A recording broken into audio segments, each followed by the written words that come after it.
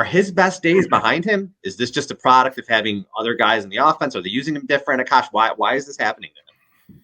I know it feels like a lot of people are wondering the same thing, and I think there's a couple different reasons. And first, I think it's the complement of weapons on offense, right? You look at their receiving core: Brandon Ayuk, Deebo Samuel, Juwan Jennings, hell, even Ray McCloud gets some targets.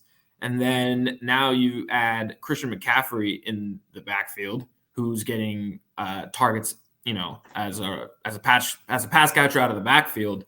And the 49ers, especially under Kyle Shanahan, in some of these neutral down situations, they tend to run the ball more than they pass the ball. So just if you look at the number of passing attempts is on the lower end compared to other NFL teams. So you're squeezed for targets to begin with.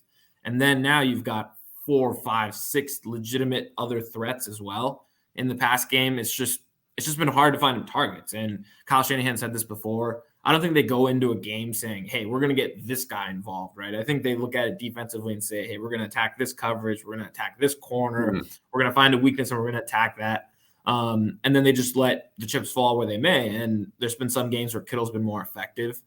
But I just think that's where he is at this stage of his career. When he put up his record-breaking numbers in 17, 18, the guys he was playing with were, not to, diss those guys, but aren't on the same level as the talent he's playing with now. And so it's just harder to find the same number of targets and catches. And that's fine because I think he adds value in the other facet of the game, which is the run game. And he makes such an impact without touching the ball. Week in and week out, you can find clips after the game where he's making blocks in the run game to spring explosive runs.